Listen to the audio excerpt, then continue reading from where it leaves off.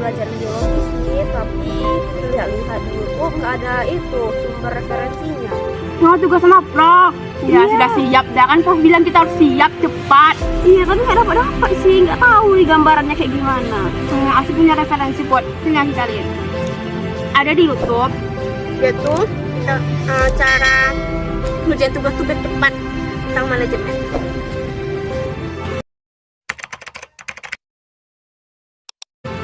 Nah, yuk kita tonton.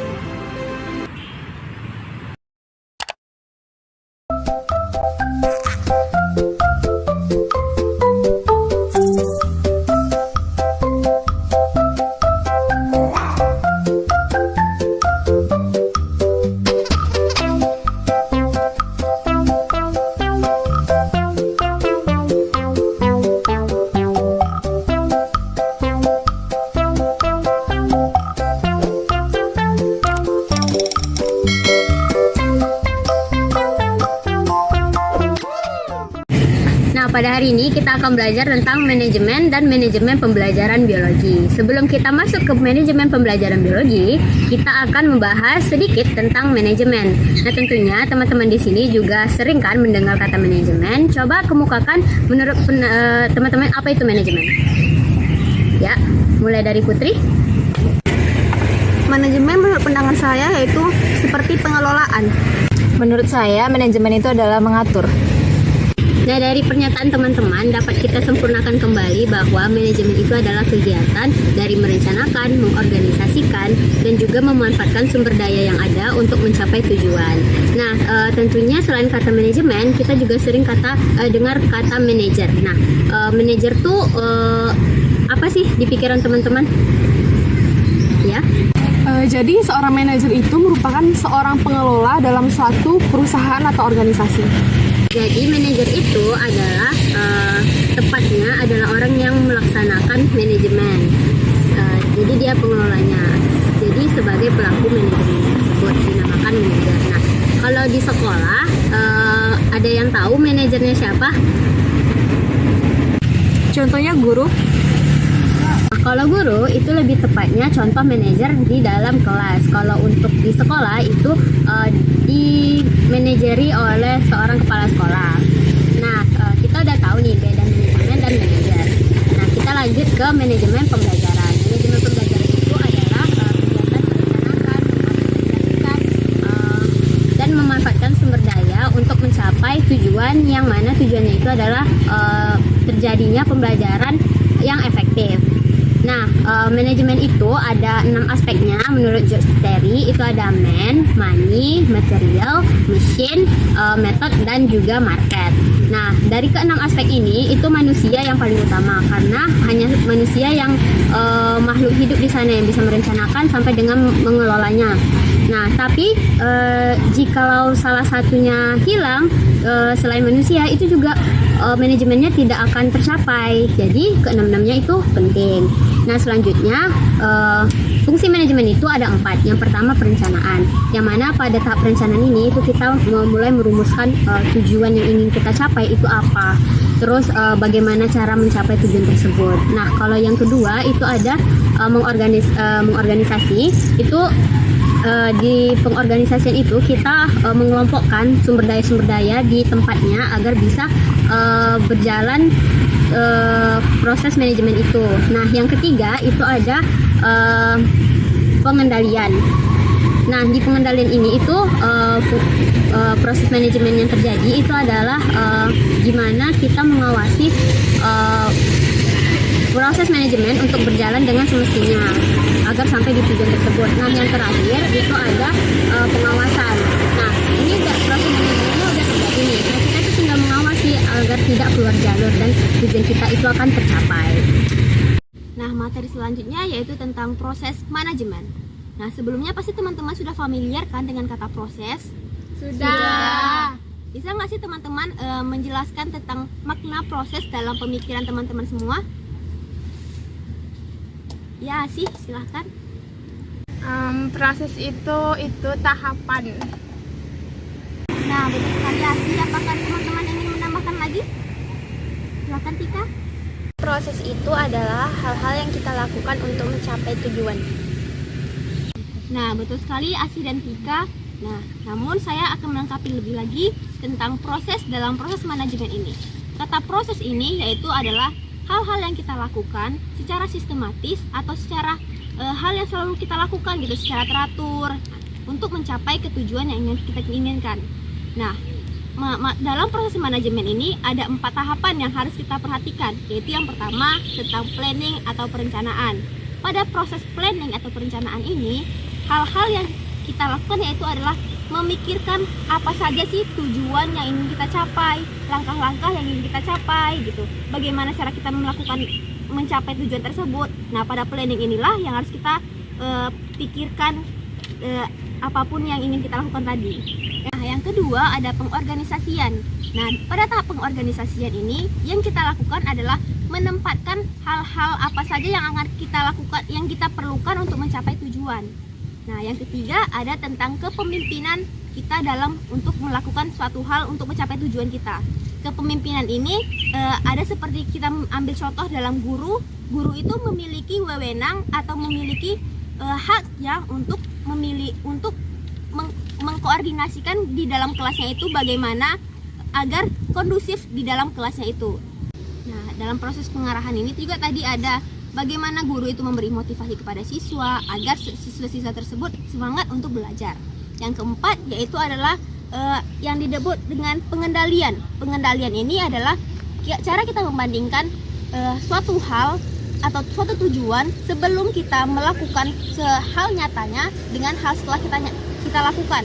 Nah, jadi kita compare nih, apa saja sih hal-hal yang kita pikir bisa dilakukan tapi tidak bisa dilakukan. Nah, bagaimana cara kita mengatasi hal tersebut.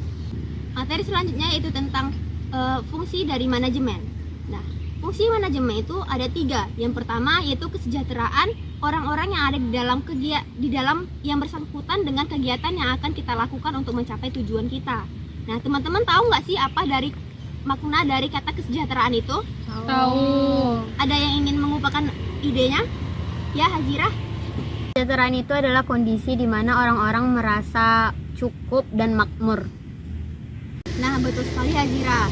Nah, lebih lengkapnya itu yaitu kesejahteraan ini adalah hal yang dapat di dalam kegiatan itu kan ada orang-orangnya kan. Nah, orang-orang ini merasa dia cukup, makmur, adil dengan hal yang dia lakukan, dengan hal yang dia dapatkan. Adil antara yang dia berikan dan dia dapatkan. Yang kedua yaitu hasil yang maksimum namun dengan upaya yang minimum. Untuk hal ini kita memerlukan planning nih agar dapat menghasilkan kita bekerja itu tidak terlalu berlebihan tapi hasil yang itu tetap maksimum kita dapatkan. Yang ketiga yaitu tentang faktor-faktor yang akan mempengaruhi hal tersebut. Nah, selanjutnya tentang materi konsep manajemen. Konsep manajemen ini menurut Amirullah yaitu proses yang kita lakukan untuk mencapai tujuan sesuai dengan efektivitas dan juga efisien.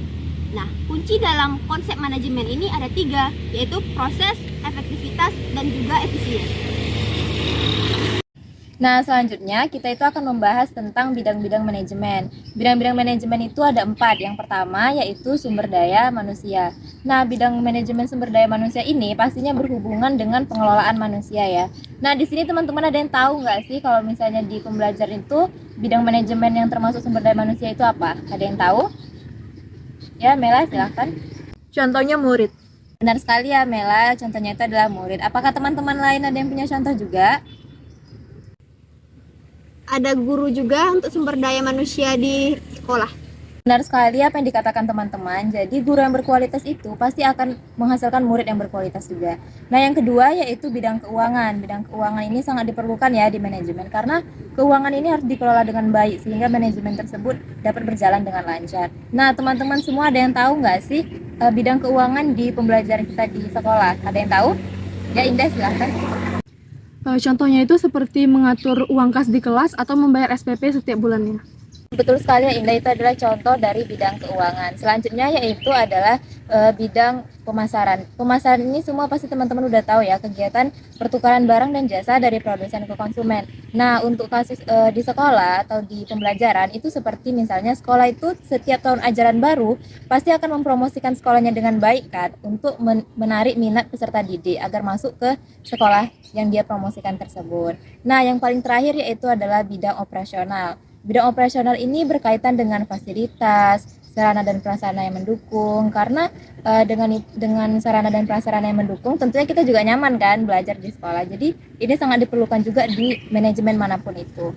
Teman-teman, selanjutnya kita tuh akan masuk ke prinsip-prinsip manajemen. Prinsip ini berarti kan apa aja yang harus ada di dalam manajemen tersebut ya. Beberapa prinsip-prinsip manajemen itu ada pembagian kerja, ada wewenang dan tanggung jawab, ada kesatuan perintah, ada penggajian pegawai, disiplin, keadilan, kejujuran, dan kesatuan, semangat kesatuan. Karena jika di dalam manajemen tidak ada hal tersebut, maka manajemen tersebut tidak akan bisa berjalan dengan sebagaimana mestinya. Jadi diperlukan prinsip-prinsip manajemen ini di masing-masing pribadi kita semua.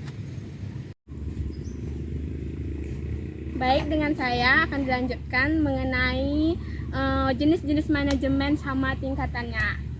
Sebelumnya perkenalkan, saya Asinovia Sari. Nah, jadi di sini apakah teman-teman sudah tahu tentang manajemen itu apa aja? Kan tadi sudah dijelaskan. Siapa yang tahu tentang macam-macam manajemen itu apa aja sih? Manajemen keuangan. Ada lagi yang tahu? Pemasaran. Manajemen sekolah. Betul semuanya, tapi yang paling betul itu manajemen sekolah, karena kita akan membahas tentang manajemen sekolah. Ada tuh macam-macam manajemen tuh, ada manajemen pemasaran, manajemen keuangan, ada manajemen sumber daya manusia, ada manajemen apalagi, banyak lagi manajemennya, tapi kita akan membahas tentang manajemen sekolah. Nah, selanjutnya manajemen sekolah itu tujuannya apa sih, ada yang tahu? Untuk mengelola sekolah agar efektif dan juga efisien. Betul yang dibilang Mela tadi, jadi saya sedikit melengkapi, yaitu tujuan dari manajemen sekolah itu yaitu untuk bertindak, mengelola, dan juga mengadministrasikan sekolah, memberdayakan sumber daya manusia dari suatu kegiatan yang kita lakukan secara efektif dan efisien. Untuk apa? Untuk meningkatkan kinerja sekolah dalam mencapai tujuan pendidikan. Di manajemen sekolah itu ada dua aspek, ada aspek eksternal, ada aspek internal. Aspek internal itu contohnya ada perpustakaan, ada laboratorium, ada kelas-kelas, bangunan-bangunan, ada juga hubungan antara guru dan murid. Nah, kalau aspek eksternalnya itu tuh ada hubungan kita dengan pihak luar, misalnya masyarakat, terus ada dinas pendidikan, ada dewan pendidikan, dan juga pihak-pihak yang terkait dengan fungsi sekolah. Nah, selanjutnya yaitu tentang tingkatan manajemen. Ada, kalau teman-teman lebih memudahkan kita dalam menghafal tingkatan manajemen tuh, ada yang tahu bentuk piramida enggak? Bentuk segitiga. Nah, betul. Ada lagi yang tahu piramida itu apa? Ada di Mesir. Ya, piramida tuh kayak gini bentuknya. Ini dia. Nah, piramida tuh nanti yang paling atas kita bagi tiga. Ada yang paling atas itu namanya top manajemen atau manajemen puncak. Terus yang di tengah-tengah tuh namanya itu middle management atau manajemen menengah. Yang paling bawah itu namanya lower management atau manajemen tingkat bawah.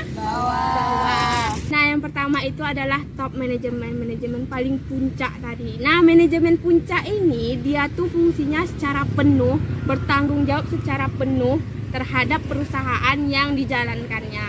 Nah, jadi tugasnya itu membuat tujuan, mengatur strategi yang tepat, membuat kebijakan-kebijakan, dan juga aturan-aturan lainnya. Jadi bisa dibilang top manajemen inilah yang akan menentukan hidup matinya perusahaan yang dia jalankan. Nah, contohnya itu ada CEO. Ada yang tahu CEO? Tahu. Ada, selanjutnya itu ada direktur. Tahu direktur? Tahu. Selanjutnya ada presiden direktur. Kalau di sekolah yang tadi kita bilang manajemen sekolah itu contohnya pemilik yayasan. Kalau di swasta, kalau di negeri contohnya itu siapa?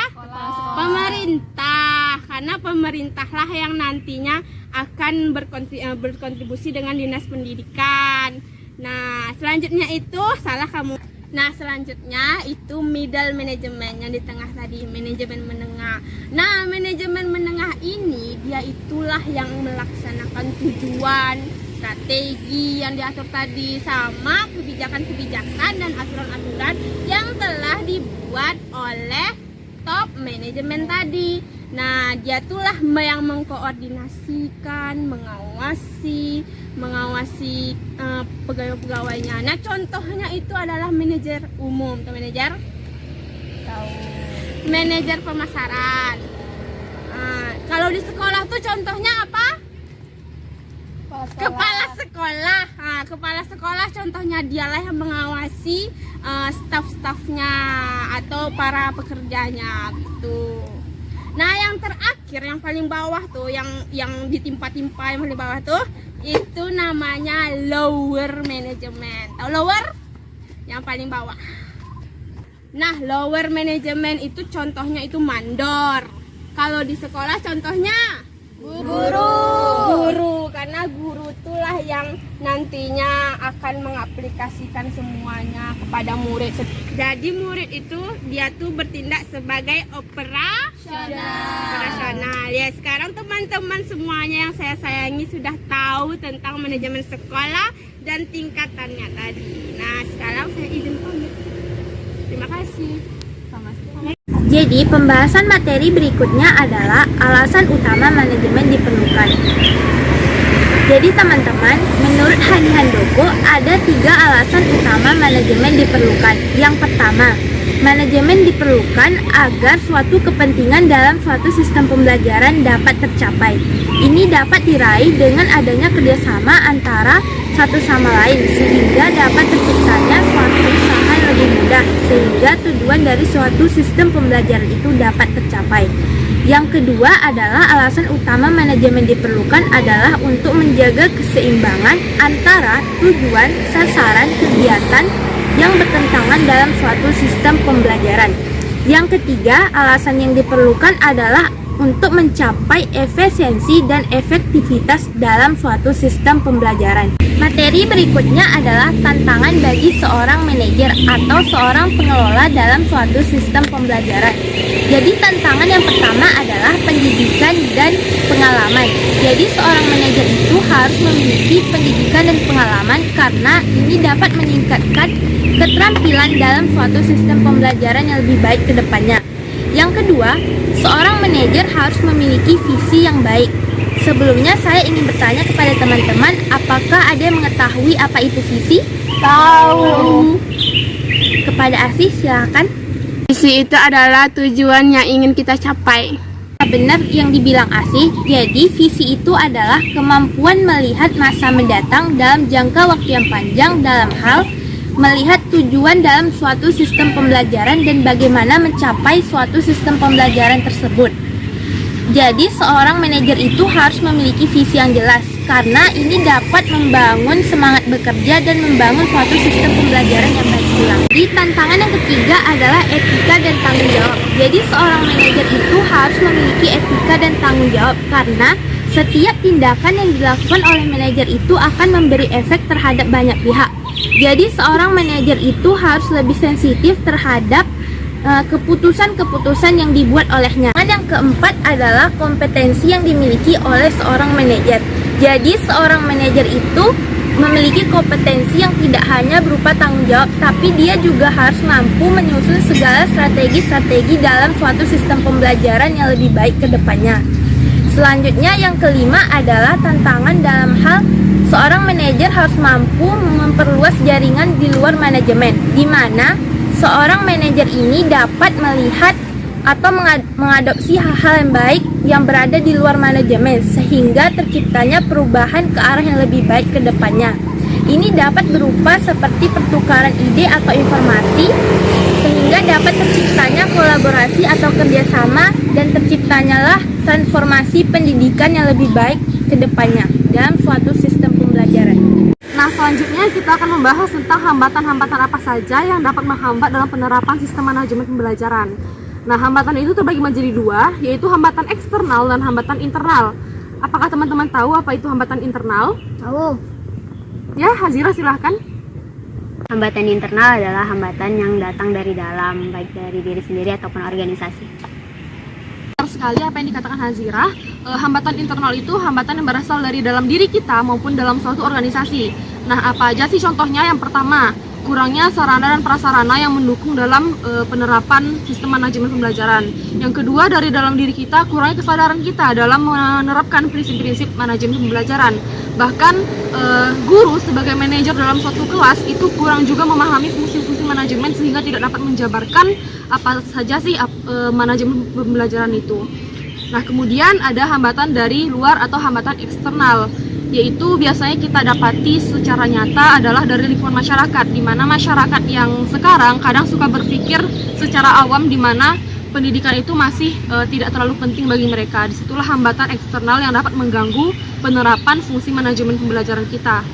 Yaitu kita akan membahas kelebihan dan kekurangan dalam teori manajemen. Nah, sebelum itu saya ingin bertanya kepada teman-teman, mengapa kita harus mengetahui kelebihan dan kekurangan dalam teori manajemen? Ya, silakan Reni. Agar kita bisa melakukan evaluasi jika terjadi kesalahan atau sesuatu yang tidak diinginkan kedepannya menjadi lebih baik.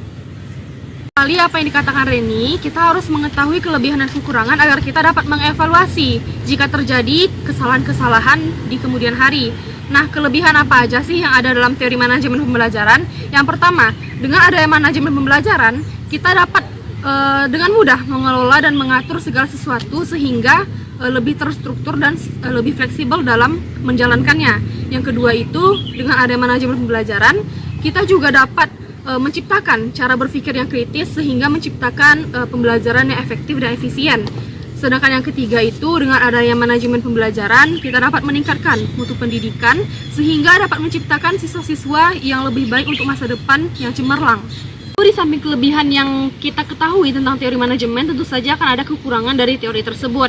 Nah, pada perkembangan zaman saat ini, tentu saja dalam media pembelajaran kita menggunakan sosial media dalam menunjang pembelajaran tersebut. Nah, dengan adanya media sosial ini dapat menjadi kekurangan kita, di mana kita dapat menerima informasi dengan mudah sehingga membuat anak-anak sekarang lebih malas untuk membaca berita yang ada di media lainnya. Dan kemudian dengan adanya media sosial yang tidak dipantau oleh orang tua, anak-anak dapat menerima informasi-informasi buruk sehingga dapat mempengaruhi pola berpikir mereka dan perilaku mereka terhadap orang lain. Kita akan belajar mengenai fungsi dari manajemen pembelajaran. Dengan melakukan manajemen pembelajaran, maka kita dapat melakukan perencanaan pembelajaran. Jadi, dengan melakukan perencanaan, maka kita sebagai seorang murid ataupun sebagai seorang guru bisa mengetahui nih apa saja yang ingin dituju dalam pembelajaran. Seperti besok saya ingin mengajar mengenai ini dan murid akan melakukan tugas ini. Nah, sehingga lebih efektif dan juga efisien.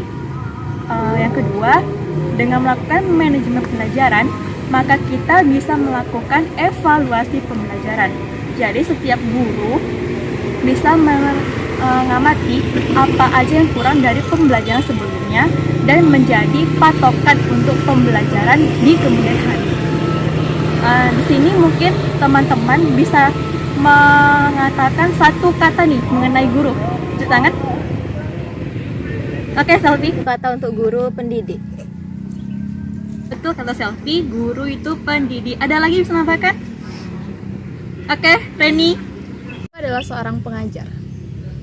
Tadi disebutkan oleh Reni, betul ya.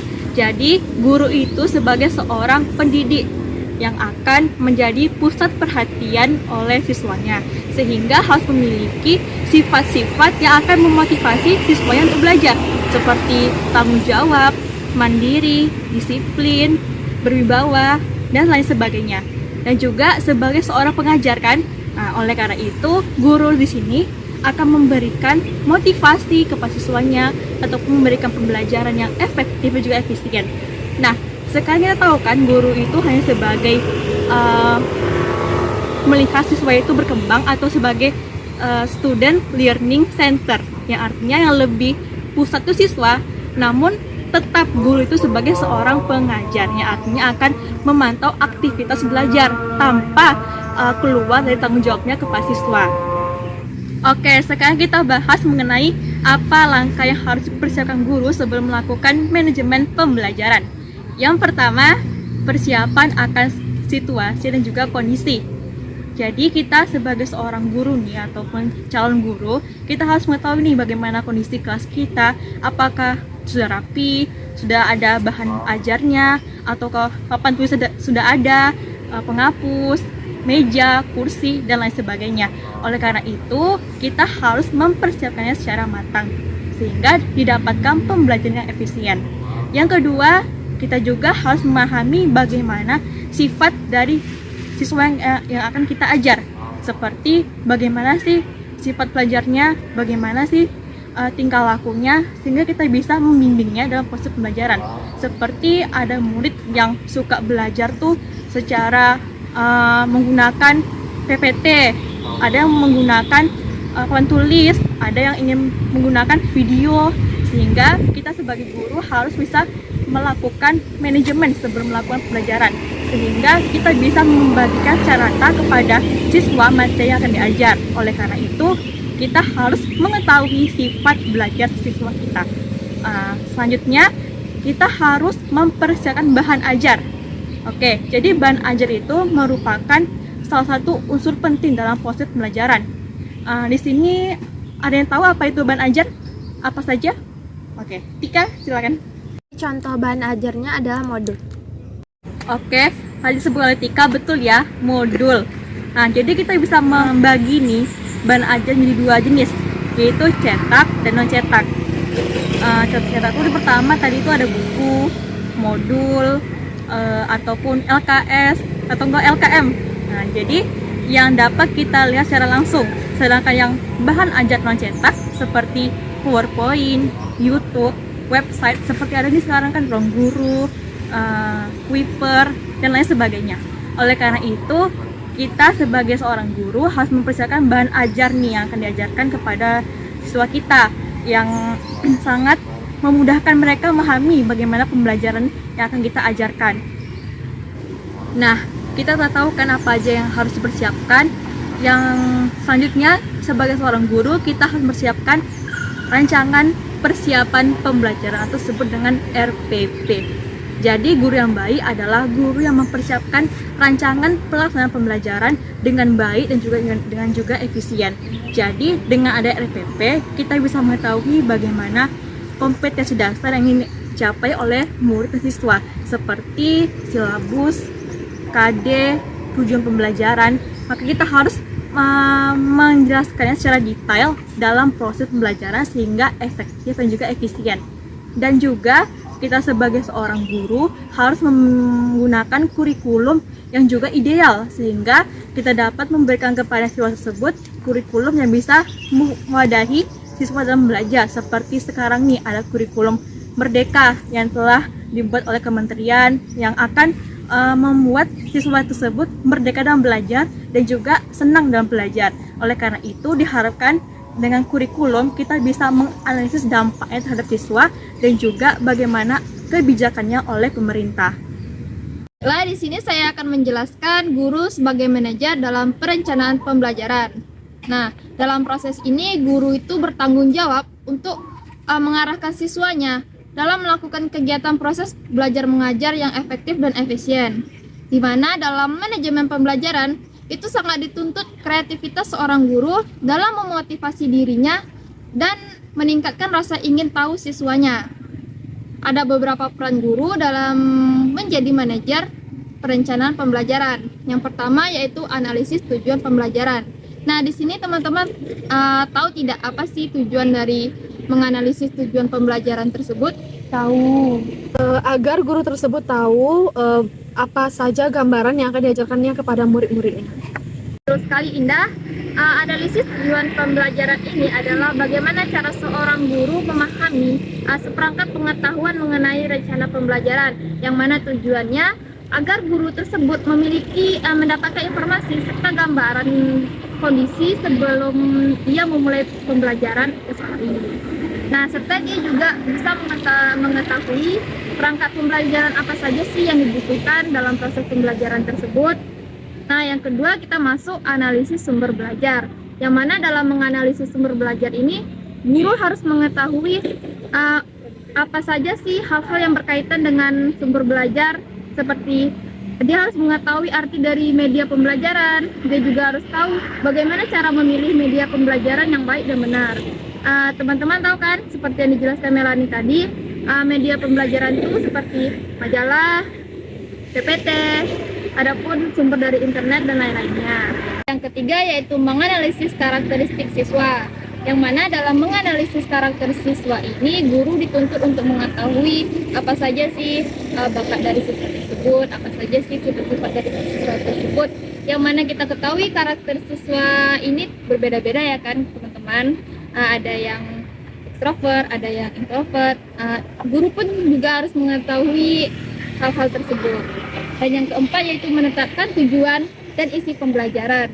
Yang mana dalam menetapkan tujuan dan isi pembelajaran ini, guru sangat dituntut dapat mengklasifikasikan tujuan pembelajaran yang akan dilaksanakan. Yang kelima yaitu menetapkan strategi pengorganisasian pembelajaran, yang mana di sini dengan mengkombinasikan 5 komponen pembelajaran, yaitu pesan, alat, pelajar, bahan, serta lingkungan agar tercapai tujuan pembelajaran. Nah, yang keenam menerapkan strategi penyampaian isi belajar dengan mengkaitkan materi pelajaran seperti misalnya tema lingkungan, kita kaitkan dengan alam-alam yang ada di sekitar rumah siswa, dengan keluarga, dan sebagainya. Teman-teman, dari materi yang saya jelaskan tadi, saya ingin menanyakan kembali apa-apa saja peran guru sebagai manajer dalam perencanaan pembelajaran. Analisis tujuan pembelajaran. Analisis sumber belajar. Analisis karakteristik siswa. Menetapkan tujuan dan isi pembelajaran. Menetapkan strategi organisasi pembelajaran. Dan yang keenam, menetapkan strategi penyampaian isi pembelajaran. Sekian dari saya. Assalamualaikum warahmatullahi wabarakatuh. Itu dia buat videonya kayak mana? Iya sih, ternyata videonya bagus banget dan edukatif. Dan di situ juga mudah untuk cara penyampaiannya, aku jadi mudah mengerti. Jadi sekarang aku ngerti deh gimana manajemen pembelajaran biologi itu. Jadi Putri lebih mudah mengerjakan tugas dari Prof. Sudah siap deh.